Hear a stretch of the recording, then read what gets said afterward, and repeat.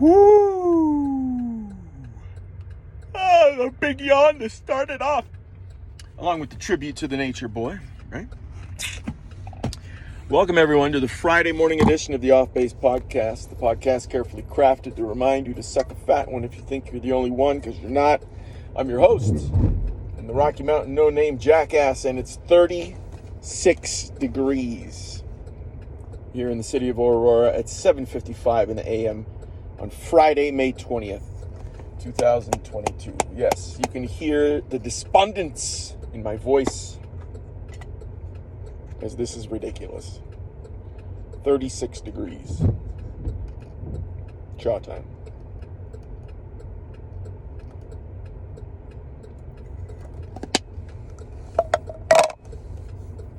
People. It's fucking May.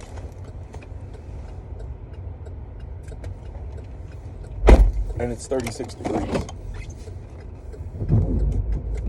This is fucking nuts. So we have light drizzle right now. By the time it hits 2 o'clock this afternoon, 6 hours from now, it will be snowing in May in Colorado.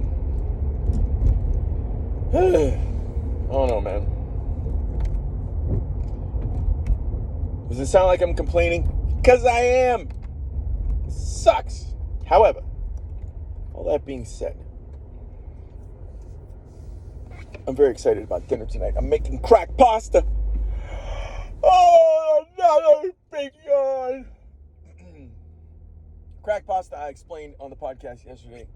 It is fucking phenomenal. I'll redo the recipe again right now.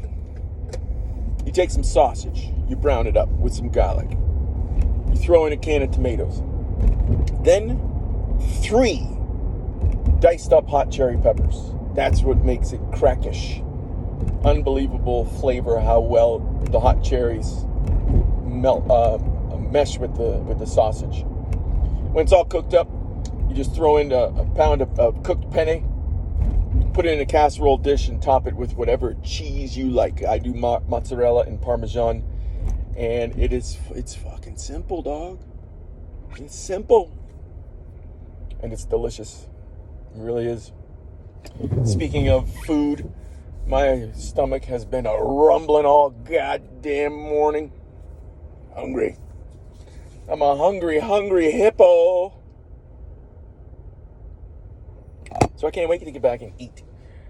That being said, we got a very interesting day here.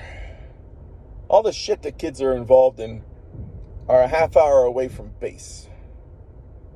And they're a half hour away because what's going on over here is some high quality shit. Like, all the kids' schools they're good schools. So that's why we drive that extra half hour. But it's the end of the year, people.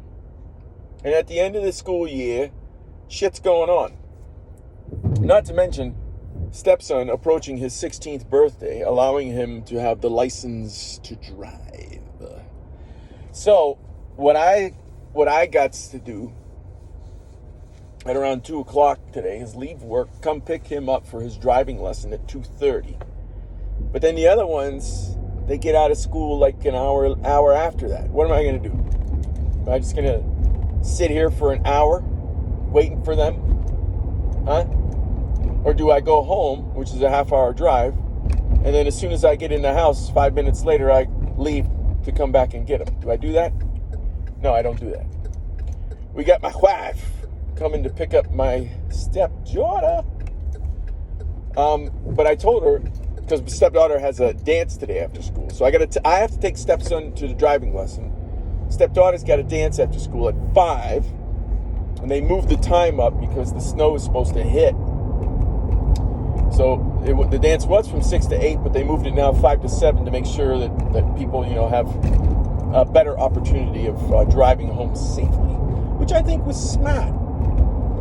And what I think stepdaughter should do is just hang out after school until the dance, but she's not doing that, and she convinced my wife to come get her right when she finishes school at 3:45, so that we can drive home a half an hour, get home at 4:15. She gets ready, and then we leave 15 minutes later to go back to the dance. So she convinced my wife to do so. So I said, hey, wife, why don't you just pick up the boys while you're there? I texted her about 10 minutes ago, so we'll see what she says. Because it makes zero sense for both of us to waste the gas to come out here and make extra trips. And then we got to make an extra trip anyway to get stepdaughter back out here. You know what? I'm just pissed off today. No, I'm not pissed off. Just in a bad mood. I'm not really pissed off. Because ultimately, these are all the things that go into being a parent. But the fact that we have this ridiculously shitball weather, I don't even know if that was correct grammar, like adverb and adjective wise. I don't know if I was modifying them correctly. What did I say? Ridiculously shitball? I should have just said ridiculously shitty. Can I say shitbally? Ridiculously shitbally? I don't think that's a word. I don't know. I don't know what the fuck I'm talking about. Either way, it's just going to be there we go. It's going to be a shit show this afternoon. What do you say, huh? What do you think of that, huh? What do you say? So there it is. So,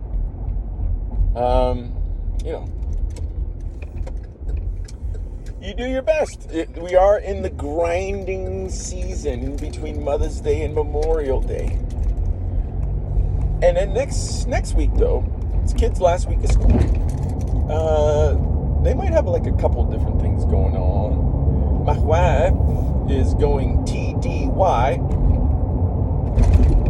For those of you unfamiliar with military parlance, TDY stands for temporary duty. I forgot if she's going to San Antonio or DC, but she'll be gone for all week next week. TDY. So she's on it. So I am the sole limousine driver, taxi driver for next week. Which again, I am fine with. My parents were phenomenal taxi drivers when I was growing up. They made sure we got to every place we needed to get to. Now, the places we needed to get to weren't, a half hour away, but these are the sacrifices that you make.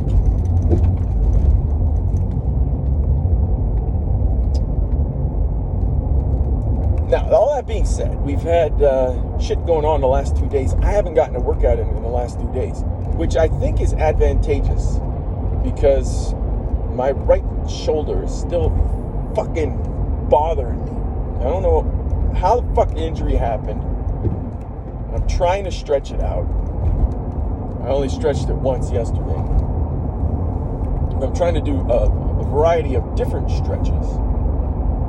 Let's see if I can make it past all these cars. Variety of different stretches to see if I can get this thing feeling better. All right, I just bypassed like 7 cars. That was awesome. Like Mario Andretti over here in my Buick Enclave. Woo! Mario Andretti. That's an old reference. It should be like what, Lewis Hamilton nowadays? He's the Formula One racer. Or Max Verstappen, or any of those guys. Anyway, what the hell was I even talking about? I don't even know. Because I'm playing race car now. Oh yeah, working out. So hopefully I'll be able to get some kind of workout in today, man. I have been toying with the idea of doing a midday workout. But the way in which I work at my job is I work for long stretches, and sometimes it is difficult for me to disrupt that kind of flow, to stop and then put my entire focus on something else. Because when I'm building models, depending on the model, it could take anywhere between 2 hours and 2 days, sometimes even 2 weeks. Now, when I have the bigger ones, the 2-week models, that's when I'll take a step back and parse out, plan out how I want to attack the construction. So I can do those in, good hourly chunk increments, like 3 hours here, 4 hours there. I mean, what I mean is by, 3 hours on this day, 4 hours on this day. So I can do that. But, I mean, in general, it's still, I'm working in those multi-hour pockets. So we'll see. We'll see if I can't change my wiring. Not really change it, just challenge it. How about that? Challenge my wiring. See if I can turn my brain off, get off task, get on a different task, and then when I'm done with that one, turn my brain off again and go back to the original task. It's a challenge for me because I lose momentum when I do that. Anywho. Stepson last night, he had himself a ceremony. He was recognized. He won a Performing Arts Department award. Whoa, yellow light. Came up on me quick. And it was very cool the way in which his school did it. My wife and I really enjoyed it because a lot of kids obviously were recognized. Kids got almost, 2,500, 3,000 kids at his school. So they were recognizing each class sequentially, like the freshmen went at 6, then the sophomores 6:45, juniors at 7:30, and then the seniors at 8:15. And what they did is they had risers up on the stage, and they called every kid up, and then there was a teacher up there who organized them all on the risers, and then at the very end of announcing all the names, then they allowed the parents to come up and take pictures of everybody who was there. It was very efficient, extremely efficient. So they broke it up into kids who won 1 department award, 2 department awards, 2 and 3 department awards, and then they finished it off with the kids who won 4 or 5 department awards. Those are impressive kids, let me tell you. And they even said, before they started announcing the names, please hold off your applause until we're finished calling the names, because it's like 100 names. And they're calling all the kids up. So what do they do? What do the people do? Do they obey? Huh? Do they understand what the fuck is going on? Do they understand that there's 1,000 people in the auditorium, and that what they want to do is see their kid get recognized and then go home?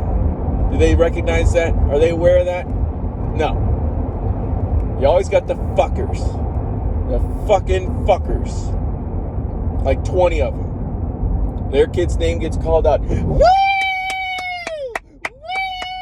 It's like, do you not hear first the warning from the moderators? Don't clap until the end. Do you not see what everybody else in the auditorium is doing? Which is waiting until the end. Woo! Winning 1 department award, Steve Stevenson. Woo! We love you, Steve! Shouting out. These fucking assholes, man. The rules don't apply to them. Fucking just wait till everybody's name is called. You see your kid afterwards, you give him a big hug. The fuck do you need to shout out in front of the auditorium? Who is that for? Is that for them? No, it's for you. You're the one who wants to get singled out.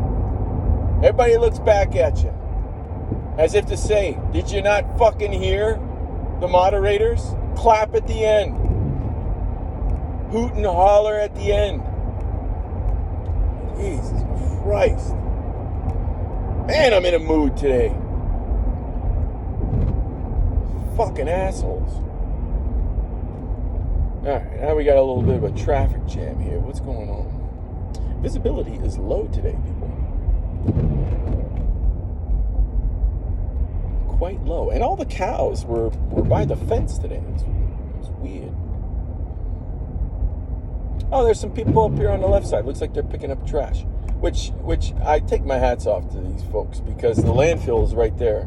And it's so goddamn windy around here that when you drive past this area, there's a lot of trash that's lying around. And the fact that these guys come out, guys and gals, come out and pick this shit up, good on them.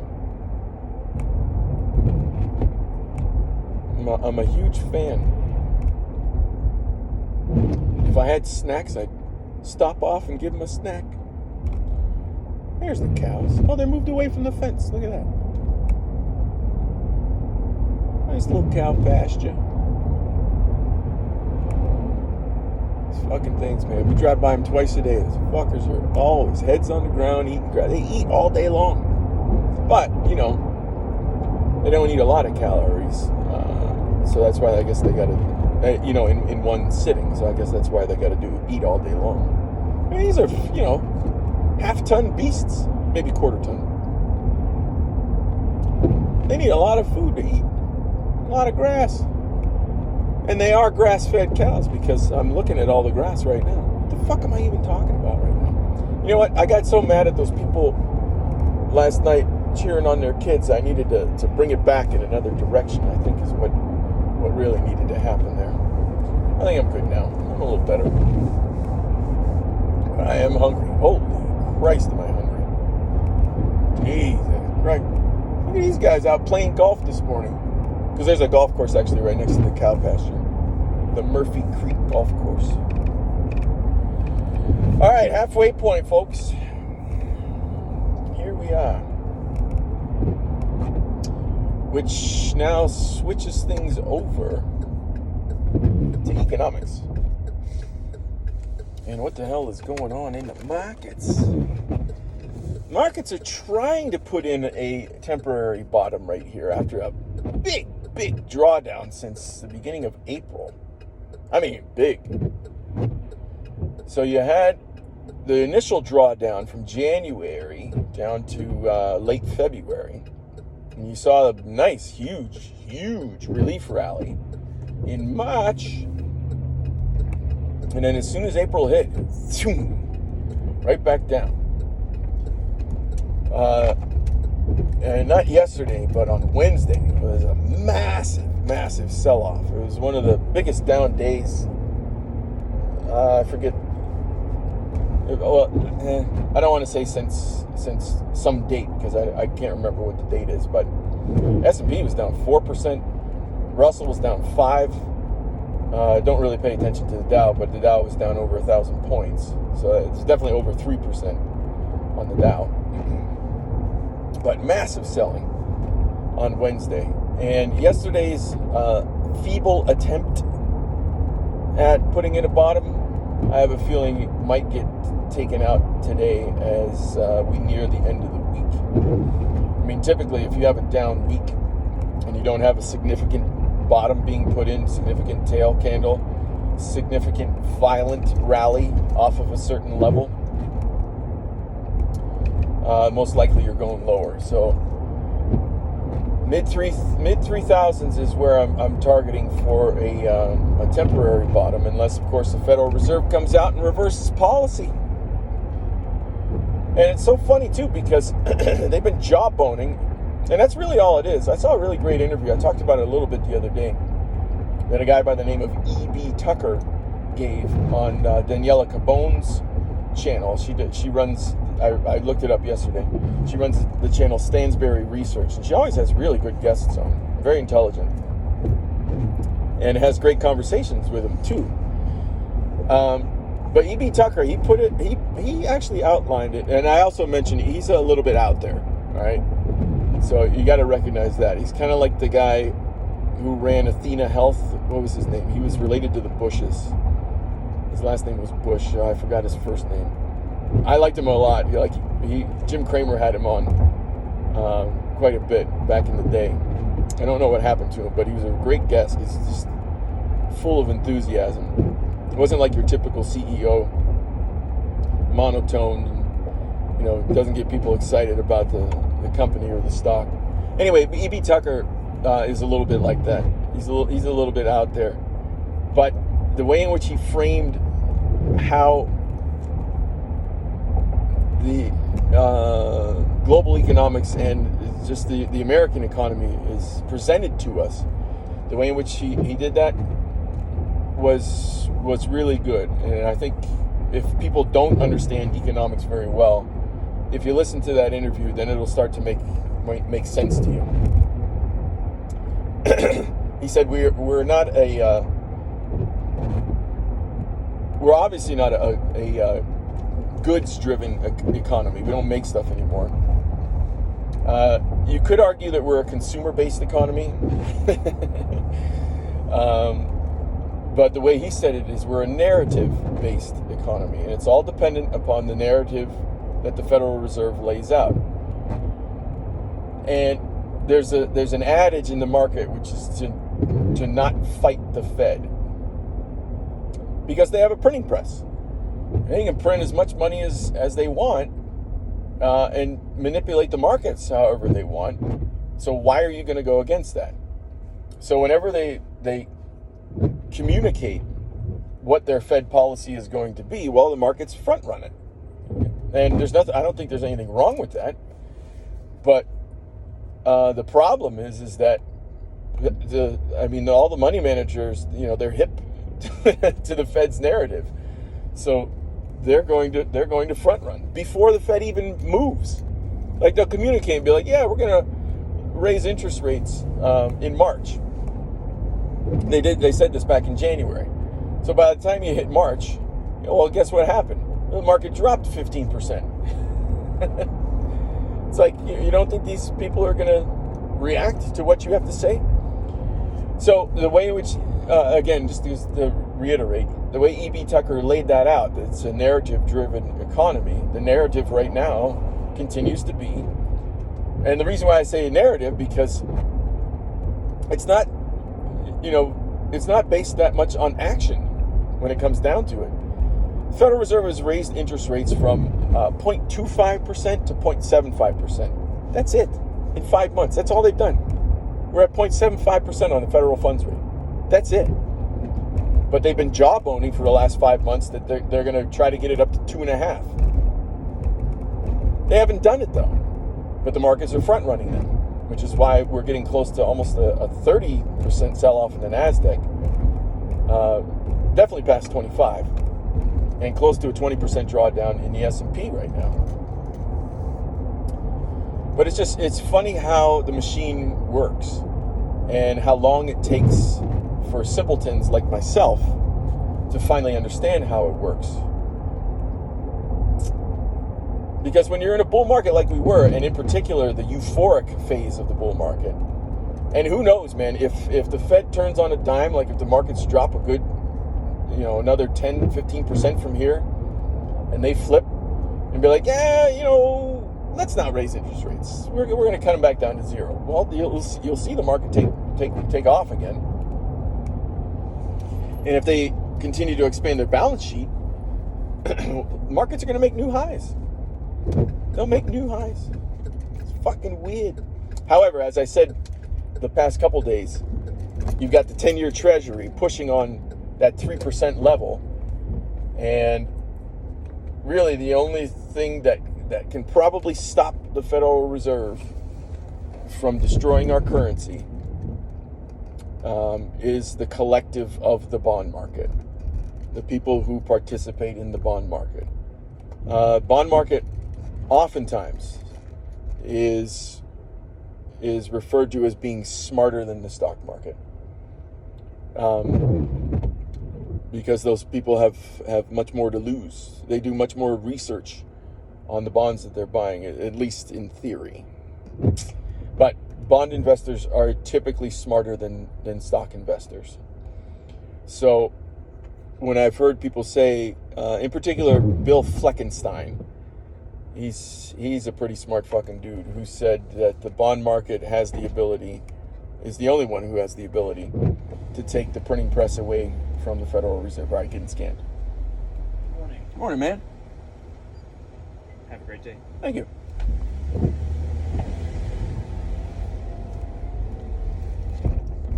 So if the bond market continues selling bonds, and they go past that 3% level on the 10-year note, look out below, everybody. Look out below. I mean, what's the reason that the Federal Reserve is going to have to rescue the system again? Now, they might do what Japan has done, and institute what is called yield curve control, in which they just come in and directly manipulate the markets and say rates are not allowed to go above this level. And the reason why they might do that is because if rates start to rise high enough, well, the U.S. government is, I mean, we're bankrupt already, but we could be in the largest shithole of all time because we're borrowing so much money right now. If we have to borrow it at higher rates, there's no way we can pay it back. I mean, we can't pay it back right now, but if rates start to skyrocket, how the hell we're going to have to stop borrowing or default on the debts. That's the key. And then who the fuck is going to lend us money, right? So, we are back on base. I appreciate you listening to my ramblings again on the economic situation in the U.S. I wish everyone out there a wonderful weekend. That was a very weird transition there, because I'm kind of leaving you on a downer, and then I say, well, have a great weekend. But no, you should have a great weekend. Focus on the things you can control, you know? That's a good way to think about it. Focus on the things you can control. Have a great weekend if you're with your families. If you live in Colorado, please join me in collectively saying, fuck you! As we're supposed to get snow in about 6 hours. And I shall smell everybody on Monday.